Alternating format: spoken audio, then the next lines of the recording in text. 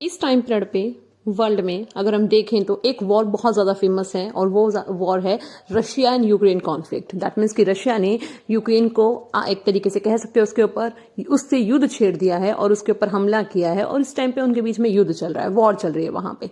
और इस सारी वॉर के बीच में एक नाम बहुत ज्यादा सुना जा रहा है, वो है नेटो। ठीक है, नेटो का नाम ऐसा है जो बहुत ज्यादा सुनने में आ रहा है। क्यों? क्योंकि कहीं ना कहीं कहा जा रहा है कि यूक्रेन नेटो में शामिल होना चाहता है और रशिया नहीं चाहता कि यूक्रेन नेटो का पार्ट बने। ठीक है, तो आज हम इस नेटो के बारे में पढ़ने वाले हैं कि नेटो है क्या, कब बना था, क्या इसके बेनिफिट्स हैं और ऐसा क्या है इसमें जिसकी वजह से यूक्रेन इसका पार्ट बनना चाहता है। तो आज की वीडियो में हम इसी के बारे में बात करेंगे। सो बिगिनिंग फॉर विकंज में आपका स्वागत है। अगर मैं नेटो की बात करूं तो इसकी फुल फॉर्म है the North Atlantic Treaty Organization. ठीक है, ये एक ग्रुप है बेसिकली। ओके, तो एक ये ऑर्गेनाइजेशन है जिसकी की स्थापना अगर मैं फॉर्मेशन की बात करूं तो 4 अप्रैल 1949 को नेटो का एस्टेब्लिशमेंट किया गया था, उसको फॉर्म किया गया था। इसकी ऑफिशियल लैंग्वेज है इंग्लिश एंड फ्रेंच और ये एक मिलिट्रियल अलायंस है। ठीक है ना, एक मिलिट्रियल ग्रुप है, ऑर्गेनाइजेशन है कह सकते हैं। इसका हेडक्वार्टर ब्रुसेल्स के बेल्जियम के ब्रुसेल्स में है। ठीक है ना, दैट मीन्स कि ब्रुसेल्स में इसका हेडक्वार्टर है। इसके अलावा जो इसका जो हेडक्वार्टर है अलाइड जो कमांड ऑपरेटर्स है ना, उसका जो हेडक्वार्टर है वो है मोन्स बेल्जियम में। अगर मैं प्रेजेंट टाइम पीरियड पे बात करूं तो 30 देश ऐसे हैं जो कि इसके मेंबर है। ठीक है ना, 30 कंट्रीज इस टाइम पे नेटो के मेंबर है। लेकिन ऐसा नहीं है कि जब नेटो की स्थापना हुई थी तब भी इसके मेंबर इतने ही थे। इसके मेंबर कौन कौन से हैं वो पूरी लिस्ट आपके सामने मैंने दी है। जब इसका एस्टेब्लिशमेंट किया गया था, जब नेटो को फॉर्म किया गया था, इसके फाउंडिंग मेंबर्स में अगर मैं बात करूं तो सिर्फ 12 कंट्रीज ऐसी थी जो इसकी फाउंडिंग मेंबर के तौर पर जानी जाती है। उसके बाद जो आज का जो प्रेजेंट ये नंबर है 30 कंट्रियां, ये कह सकते हो 1919 से लेकर 2020 के बीच में इसमें शामिल हुए हैं नेटो के ग्रुप में। कब कौन सी कंट्री शामिल हुई है वो मैं आपको बता देती हूँ। सबसे पहले अगर मैं बात करूं जब इसकी स्थापना की गई थी 1949 में, तो इसकी कितने 12 कंट्रियां थी जो इसकी मेंबर थी। वो 12 कौन कौन सी कंट्रियां थी? कनाडा, ठीक है, आपका कौन सा डेनमार्क, क्लियर, एंड इसके अलावा आपका आता है आइसलैंड, फ्रांस, ठीक है, United kingdom, United states, okay, and इसके अलावा पोर्टुगल और भी ऐसी बहुत सारी कंट्रियां थी जो इसकी फाउंडिंग मेंबर थी, लाइक नीदरलैंड्स है, नॉर्वे है, ये सब। ठीक है ना, लेकिन बाद में क्या है, जब धीरे धीरे टाइम पीरियड चेंज हुआ तो इसके अंदर क्या है 1952 में इसके अंदर कुछ कंट्रीज ऐड हुई, 55 में इसके साथ कंट्रियां ऐड हुई, ठीक है, और 1919 में ऐड हुई जब आपको पता है कि कोल्ड वॉर और क्या नाम है आपका जो मार्शल प्लान था वो खत्म हुआ, तो उसके बाद भी काफी सारी कंट्रियां इसके अंदर ऐड हुई थी। इसके बाद क्या है 1919 के बाद 2004 में कंट्रियां इससे जुड़ी, 2017 में जुड़ी, 2020 में, लास्ट जो भी रिसेंट, ठीक है ना, कह सकते हो लेटेस्ट जो इसका मेंबर बना है वो है नॉर्थ मैसेडोनिया, जो 27 मार्च 2020 को इसका मेंबर बना है। अगर मैं इसके सेक्रेटरी जनरल की बात करूं तो इसके सेक्रेटरी जनरल है इस टाइम पे जेंस स्टोल्टेनबर्ग, ठीक है, और इसके चेयरमैन ऑफ नेटो मिलिट्रियल कमेटी के कौन है? एडमिरल रॉब बॉयर, जो कि रॉयल नीदरलैंड नेवी से हैं, जो इसके इस टाइम पे चेयरमैन है नेटो मिलिट्रियल कमेटी के। इसके जो आर्टिकल 5 में जो नेटो है, इसके आर्टिकल 5 में चीज क्लियरली मेंशन है कि ये किस चीज के किस उस पर काम करते हैं, कलेक्टिव सिक्योरिटी सिस्टम इनका। दैट मीन्स कि अगर नेटो के किसी भी कंट्री पर कोई भी बाहरी ताकत आकर हमला करती है तो वो हमला सभी देशों पर माना जाएगा और नेटो के जितने भी मेंबरिंग स्टेट्स हैं वो सब उसके बिहाफ पर लड़ेंगे। ठीक है, दैट मीन्स कि अगर कोई भी बाहरी शक्ति नेटो के किसी भी देश पर आक्रमण करती है तो सारे कंट्रियां रिस्पॉन्सिबल हैं उसके बिहाफ पे लड़ने के लिए। क्लियर है? तो इस तरीके से हम ये कह सकते हैं कि इसका सिंपल सा तरीका है। ओके, अब बात कर लेते हैं कि कुछ इसके एस्पायरिंग मेंबर्स भी। एस्पायरिंग मेंबर वो मेंबर्स होते हैं जिनको की जो कंट्री ऐसी है जो इसकी नेटो के ग्रुप में शामिल होना चाहती है, इसकी सदस्य बनना चाहती है। तो इसके एस्पायरिंग मेंबर की अगर मैं बात करूं तो वो कौन कौन से हैं? Bosnia and Herzegovina, Georgia and Ukraine. Yes, यही यूक्रेन जो कि इसका इस टाइम पे जिसके साथ रशिया का कॉन्फ्लिक्ट चल रहा है, युद्ध चल रहा है, वो इसका एक एस्पायरिंग मेंबर है जो कि नेटो का पार्ट बनना चाहता है, बट रशिया नहीं चाहता कि कोई भी इसका पार्ट बने।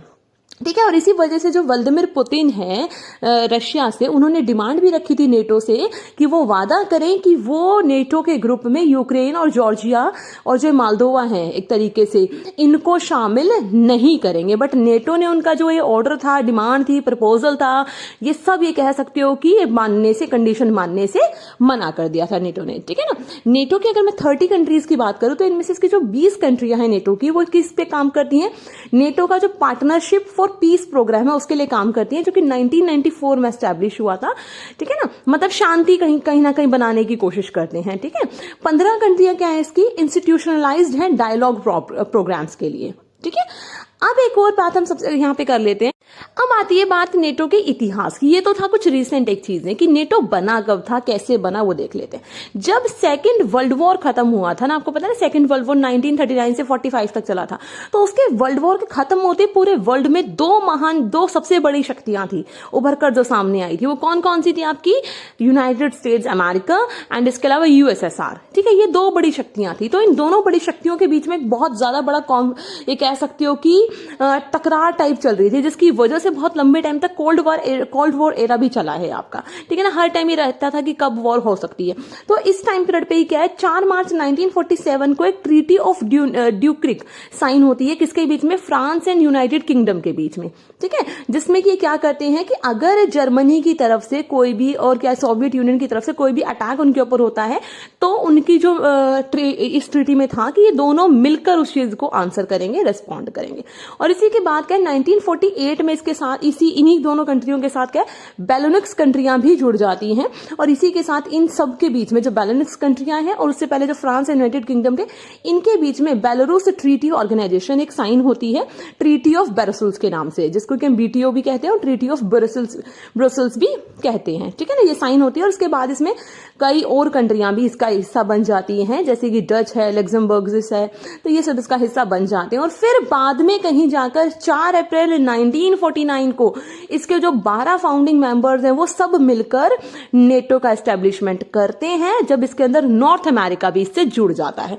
और इसी के साथ अगर मैं बताऊं तो जो इसके 30 जो कंट्रियां हैं जो नेटो की पार्टनर हैं, जो मेंबर हैं, उसमें 27 कंट्रियां तो यूरोप की हैं, एक आपका यूरेशिया की है और 2 कंट्रियां ऐसी है जो नॉर्थ अमेरिका से बिलोंग करती है।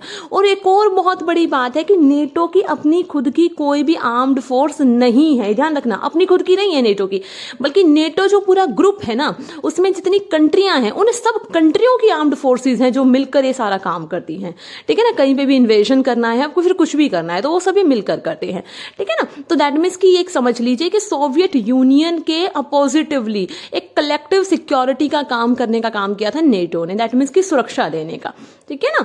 और इसके अलावा और भी कुछ एक चीजें थी, जो वर्ल्ड वॉर सेकंड हुआ था उसकी वजह से क्या है काफी ज्यादा क्या है डिस्ट्रक्शन हुआ था, काफी ज्यादा तबाही हुई थी हर जगह पर, ठीक है। तो उसकी वजह से क्या है जो यूरोप है उसको इकोनॉमिकल क्राइसिस भी बहुत ज्यादा फेस करने पड़े थे, सिक्योरिटी का इश्यू आ गया था, तो ये सारी चीजें थी। तो इसकी वजह से वो क्या चाहते थे कि सारी कंट्रियां मिलकर दोबारा से क्या करें, अपने आप को स्ट्रांग करें, अपना दोबारा से क्या है रीएस्टैब्लिश करें इंडस्ट्रीज को, जो फूड शॉर्टेज है उसको ओवरकम करें, ठीक है ना। और जो भी अगर कोई अभी दोबारा कोई अटैक होता है फिर कुछ भी होता है तो उस चीज से सब मिलकर लड़ेंगे, ठीक है ना। और कहीं ना कहीं सोवियत यूनियन के इन्फ्लुएंस को कम करने के लिए भी ये ग्रुप बनाया गया था।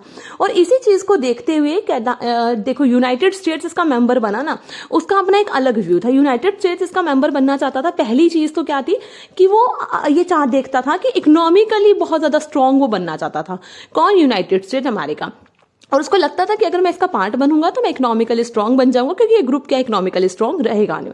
और इसके अलावा एक क्या है बहुत बड़ी आर्मी तैयार हो जाएगी, क्योंकि ये पूरी यूरोप की इंटीग्रेटेड आर्मी है, तो उसको एक बहुत बड़ी आर्मी मिल जाएगी। और नेक्स्ट चीज क्या थी, जैसे कि जो अमेरिका है वो देख रहा था कि जैसे जैसे यूएसएसआर एस्टैब्लिश हुआ है तो कम्युनिस्ट लोग बहुत तेजी से फैलते जा रहे, कम्युनल गवर्नमेंट।